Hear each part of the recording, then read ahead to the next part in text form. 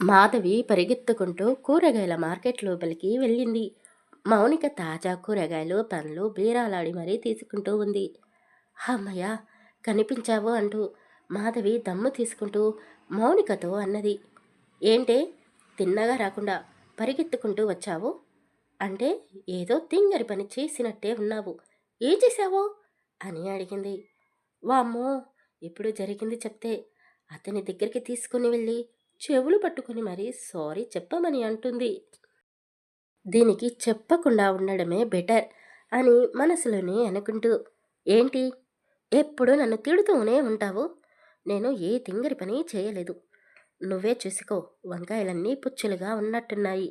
మంచివి తీసుకొని వెళ్ళు, లేకపోతే ఆ పుచ్చులే ఆ అమ్మ వండి మనకు పెడుతుంది అంటూ మాధవి మౌనిక చేతిలో ఉన్న కవర్ని తీసుకొని అందులో నుంచి ఒక క్యారెట్ని తీసుకొని తింటూ అన్నది. మౌనిక కోపంగా చూస్తూ, వాటర్తో కడిగి తినాలి అని కూడా తెలీదా? అలాగే తినేస్తున్నావు.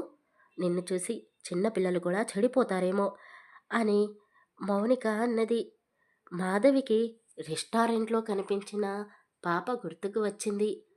ఆ పాప ఏంటి అంత సైలెంట్గా ఉంది? నేను ఎవరో తెలియదు, కానీ ఐస్ క్రీమ్ ఇస్తే తినేసింది. నేను చెప్పినట్టుగానే వాళ్ళ డాడీ షర్టుని పాడు చేసింది. అలా చేసినందుకు వాళ్ళ డాడీ ఆ పాపని తిడతాడా లేక కొడతాడా? అయ్యయ్యో, అంతే క్యూట్ పాపని ఎలా కొడతాడు? నేనే ఆ పాపని ఇరికించేశాను అని తనలో తానే మాట్లాడుకుంటూ ఉంది. అయ్యో, ఏమైందే ఈరోజు నీకు ఇలా ప్రవర్తిస్తున్నావు? నేను ఏది అడిగినా సైలెంట్గా నీలో నువ్వే మాట్లాడుకుంటున్నావా? పిచ్చి కాని పట్టిందా ఏంటి?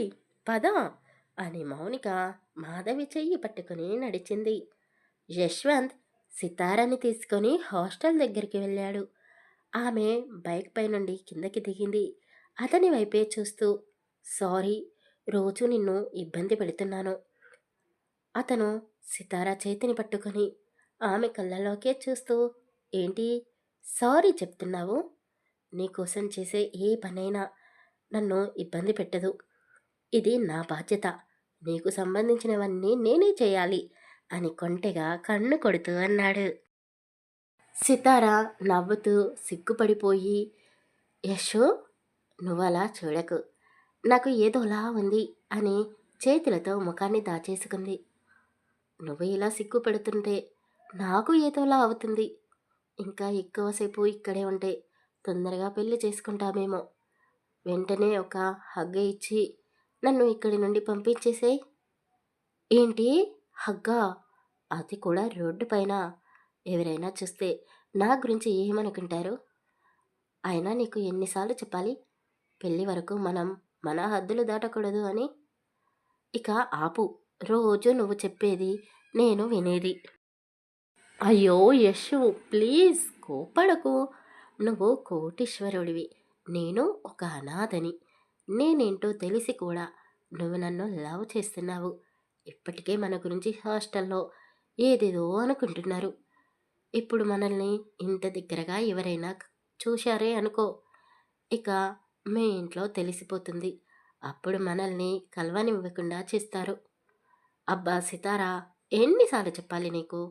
మా మమ్మీ డాడీ అలా ఆలోచించరు. నా ఇష్టాన్ని ఎప్పుడూ కాదనరు. కావాలంటే చూడు, నిన్ను ఇప్పుడే నాతో పాటు మా ఇంటికి తీసుకుని వెళ్తాను. వాళ్ళకి నువ్వు తప్పకుండా నచ్చుతావు. ఒకవేళ నచ్చకపోతే అలాంటి డౌట్ ఏమీ పెట్టుకోకు. మా మమ్మీ డాడీ నన్ను బాధ పెట్టరు. ఒకవేళ నువ్వు అనుకున్నట్టే ఏదైనా జరిగిందే అనుకో, మౌనిక ఉంది కదా, అంతా సెటిల్ చేసేస్తుంది. సితారా నవ్వుతూ, అవును, మౌనిక ఉంది, అదే నా బాధ అని మనసులోనే అనుకుంటూ అటూ ఇటూ చూసి యశ్వంత్ నుదుటిపై ముద్దు పెట్టుకొని హాస్టల్ లోపలికి వెళ్ళిపోయింది. వెళుతున్న సితార వైపే చూసి యశ్వంత్ నవ్వుతూ, నేను ముట్టుకుంటే వద్దు అంటుంది, కానీ తన ముద్దులతో నన్ను ఎప్పటికీ అప్పుడు కూల్గా చేసేస్తుంది. నిన్ను తప్పకుండా మా మమ్మీ డాడీకి చూపిస్తాను అని అనుకుంటూనే బైక్ స్టార్ట్ చేసుకుని గాల్లో తేలిపోతూ ఇంటికి చేరుకున్నాడు. అరవింద్ హనీని తీసుకుని ఇంటికి వెళ్ళాడు. దేవకమ్మ ఉయ్యాల బల్లపై కూర్చుని అరవింద్ గురించి ఆలోచిస్తూ ఎదురు చూస్తూ ఉంది. హనీని ఎత్తుకొని లోపలికి వచ్చాడు అరవింద్. హనీ నవ్వడం లేదు. కానీ కళ్ళలో ఏదో మెరుపు వచ్చి చేరింది. అది గమనించిన దేవకమ్మ, ఏం జరిగిందిరా? హనీ ఎందుకు కొత్తగా కనబడుతుంది అని అడిగింది. అవును నానమ్మ, బయటికి తీసుకుని వెళ్ళాను కదా, హ్యాపీగా ఉన్నట్టుంది. తనకి నచ్చినట్టుంది ఈరోజు. బాగా ఎంజాయ్ చేసింది అంటూ హనీ బుగ్గపై ముద్దు పెట్టుకుంటూ అన్నాడు. పాపలో మార్పు వస్తే నీకంటే ముందు నేనే సంతోషపడతానురా. పొద్దున అన్న మాటలకు బాధపడకు. నీ గురించే నాకు బెంగగా ఉంది. నువ్వు పిల్లలతో సంతోషంగా ఉండాలి. అది నేను చూడాలి. హనీ ఎప్పటికీ ఇలాగే ఉంటుంది అని నేను అనడం లేదు. నిజానికి పాప పుట్టాకే నీకు బాగా కలిసి వచ్చింది. కానీ ఇంట్లో దీపం పెట్టే వాళ్ళే లేరు. ఆ బాధే నన్ను ప్రతి క్షణం కాల్చుకు తింటుంది. నానమ్మ ప్లీజ్, మళ్ళీ మొదలు పెట్టకు. నా మూడ్ పాడు చేయకు అని అరవింద్ అన్నాడు. ఆయా వచ్చి హనీని తీసుకుంది. అయ్యయ్యో సార్, హనీ పాప డ్రెస్ ఇలా అయ్యిందేంటి? ఎప్పుడు బయటికి వెళ్ళినా ఇలా పాడు చేసుకోదు కదా, ఈరోజేంటి కొత్తగా అని ఆయా అన్నది. దేవకమ్మ హనీ వైపు అరవింద్ వైపు చూస్తూ, అవునురా, నీ షర్ట్ కూడా పాడైంది. ఎవరు చేశారు అని అడిగింది. నా కూతురే చేసింది. చూసావా, నా షర్టుపై చిన్న చిన్న వేలి ముద్రలు ఉన్నాయి అని మురిసిపోతూ అన్నాడు. ఆయా దేవకమ్మ ఆశ్చర్యపోయారు. ఏంటి, హనీ ఇలా కూడా చేస్తుందా అని నోరె. ఆ అమ్మాయిపై అనవసరంగా కోప్పడ్డాను. తన వల్లే నా కూతురు జ్ఞాపకార్థం ఈ మరకలు మిగిలాయి అని అరవింద్ మనసులోనే అనుకుంటూ ఉన్నాడు. సార్, మీ షర్ట్ కూడా ఇవ్వండి, క్లీన్ చేస్తాను అని ఆయా అన్నది. వద్దు వద్దు, హనీ చేసిన మొట్టమొదటి అల్లరి ఏది, తన గుర్తుగా ఎప్పటికీ ఇలాగే ఉండాలి అని అరవింద్ చెప్పి తన గదిలోకి వెళ్ళాడు. అమ్మా, చాలా లేట్ అయింది. నాన్న ఏంటి ఇంకా ఇంటికి రాలేదు? రోజు త్వరగానే వస్తాడు కదా అని మాధవి మౌనిక అడిగారు. ఏమోనే, నేను కూడా మీ నాన్నగారి కోసమే ఎదురు చూస్తున్నాను. ఏదైనా వర్క్ ఉంటే ఫోన్ చేసి చెప్పేవాడు. ఫోన్ కూడా చేయలేదు. నేను చేస్తే కూడా కాల్ లిఫ్ట్ చేయడం లేదు. నాకు కూడా కంగారుగానే ఉంది అని వాణి అన్నది. మౌనిక మాధవి ఉండబెట్టలేక తండ్రికి ఫోన్ చేశారు. అతను లిఫ్ట్ చేయడం లేదు. మౌనిక వెంటనే యశ్వంత్కి కాల్ కలిపింది. అతనిది బిజీగా వస్తుంది. వీడు ఎప్పుడూ ఇంతే, నాకు అవసరం వచ్చినప్పుడు అందుబాటులోనే ఉండడు. సితారతోనే మాట్లాడుతూ ఉన్నట్టున్నాడు అని విసుక్కుంటూ బయటకి వెళ్ళింది. మౌనిక అటూ ఇటూ తిరుగుతూ గోల్రు కొరుకుతూ ఎవరికి ఫోన్ చేస్తే నాన్న గురించి తెలుస్తుంది అని ఆలోచించి యశ్వంత్ వాళ్ళ నాన్న ప్రతాప్కి ఫోన్ చేసింది. ఏంటి మౌనిక, నాకు ఫోన్ చేశావు? ఎలా ఉన్నావు? ఇంటి వైపు రావడం లేదు, ఎందుకని అని అడిగాడు. అంకుల్, నేను బాగానే ఉన్నాను. ఆయన నిన్న కాక మొన్ననే కదా వచ్చాను. ఇప్పుడు మీతో మాట్లాడడానికి కాదు ఫోన్ చేసింది. మా నాన్న మా నాన్న ఇంకా ఇంటికి రాలేదు. మీకేమైనా తెలుసా అని ఫోన్ చేశాను. అవునా, టెన్షన్ పడకండమ్మా. వాడు ఎక్కడికి వెళ్తాడు? వస్తాడులే. ఆయన ఫోన్ మాట్లాడే పరిస్థితిలో లేనట్టున్నాడు వాడు. మెసేజ్ పెట్టి చూడు, రిప్లై ఇస్తాడేమో అని ప్రతాప్ అన్నాడు. ఓకే అంకుల్ అని మౌనిక కాల్ కట్ చేసింది. నిజంగానే నాన్న ఇంకా వర్క్లోనే ఉన్నాడో ఏమో. చుట్టూ జనాలు ఉన్నట్టున్నారు. ఫోన్ మాట్లాడే టైం లేకపోవచ్చు. అంకుల్ చెప్పినట్టు మెసేజ్ చేస్తాను అని మౌనిక తండ్రికి మెసేజ్ పెట్టింది. ఒరే మూర్తి, నీ కూతురు మెసేజ్ పెట్టింది. ఇంటికి ఎప్పుడు వస్తావో అని అడుగుతుంది. రిప్లై ఏమి ఇవ్వమంటావురా అని ప్రతాప్ బెడ్పై పడుకొని ఉన్న మూర్తిని అడిగాడు. అతను బాధపడుతూ, వర్క్లో బిజీగా ఉన్నాను అని చెప్పు. ఈరోజు ఇంటికి రావడం కుదరదు అని కూడా చెప్పు. మూర్తి చెప్పినట్టుగానే ప్రతాప్ మౌనికకి మెసేజ్ చేశాడు. తండ్రి ఫోన్ నుండి వచ్చిన మెసేజ్ని చూసి కాస్త ఊపిరి పీల్చుకొని, అమ్మా, నాన్న కూడా ఈ మధ్య మన దగ్గర కొన్ని విషయాలు దాచిపెడుతున్నాడు. చూడు, మెసేజ్ చేసి ఈరోజు రావడం కుదరదు అని చెప్తున్నాడు. ఎప్పుడు మా మీద అరుస్తూ ఉంటావు కదా, నాన్నని కూడా కాస్త నీ నోటితో భయపెట్టచ్చు కదా అని మౌనిక అన్నది. మౌనిక అన్న మాటలకి వాణి మాధవి నవ్వుకుంటూ ఉన్నారు. ఏంటి, ఎందుకలా నవ్వుతున్నారు? అని మౌనిక కోపంగా అడిగింది. ఏంటే? మీ నాన్నని ఏమైనా అంటే మీ ఇద్దరూ ఊరుకుంటారా? నా మీద విరుచుకుపడతారు కదా! మరి ఇప్పుడేంటి మీ నాన్న మీద కోపాన్ని చూపిస్తున్నావు? మరి ఏం చేయాలి? అమ్మా, నాన్న ఇంట్లో లేకుండా మనం ఏ రోజైనా ఉన్నామా? ఆయన ఇంత ఆస్తి ఉంది. రాత్రి పగలు కష్టపడి ఇంకా డబ్బు సంపాదించి ఏం చేసుకుంటారు? అక్కా, మర్చిపోయావా? నీ పెళ్ళికి ఇప్పుడు ఉన్న ఆస్తినంతా ఇచ్చేస్తారు. తర్వాత నా పెళ్ళికి జవపెడుతున్నారు అని మాధవి అన్నది. నీకు ఎప్పుడు ఏం మాట్లాడాలో తెలీదాని నేను నాన్న విషయంలో సీరియస్‌గా ఉన్నాను. హా! నేను సీరియస్‌గానే అన్నాను. అమ్మా, దీని నోరు మూసేయి. లేదా దీనికి పెళ్లి చేసి పంపించండి. అబ్బా! నీకు పెళ్లి కాకుండా నేనెక్కడికి వెళ్ళను అని మాధవి అన్నది. ఎందుకే ఎప్పుడూ నాతో పోటీ పడతావు అంటూ మౌనిక మాధవిని కొట్టడానికి చెయ్యి పైకెత్తింది.